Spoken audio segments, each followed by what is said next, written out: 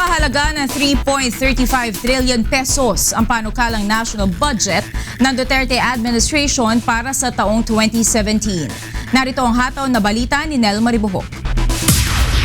Aabot sa 3.35 trillion pesos ang isusumiting proposed national budget ng Duterte administration sa Kongreso pagkatapos ng State of the Nation address ni Pangulong Rodrigo Duterte sa July 25. Ang panukalang budget ay mataas ng 11.6% kumpara ngayon 2016 at nagre-representa ng 20.4% ng Gross Domestic Product o GDP.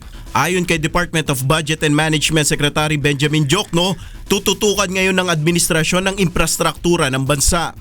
The increase will be due to a lot of factors, including our plan to have non-stop construction for major projects in urban centers, like 24/7. So you'll see construction taking place at night and during weekends.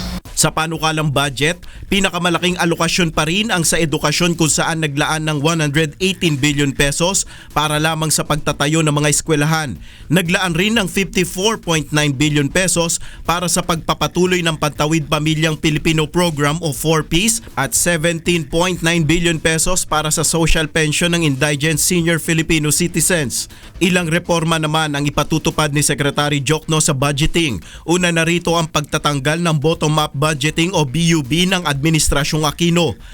The first major change is I discontinued BUB, okay, bottom-up budgeting, okay, because that is really a political tool by the administration. Ayon sa DBM Secretary, ikokonsidera rin ng kasalukuyang administrasyon ang pag-identify ng mga proyekto ng mga mambabatas bago maipasa ang panukalang budget. Target ng Administrasyong Duterte na maipasa ang panukalang budget ng 2017 sa Nobyembre o Disyembre. Nel Maribuhok, UNTV News Worldwide.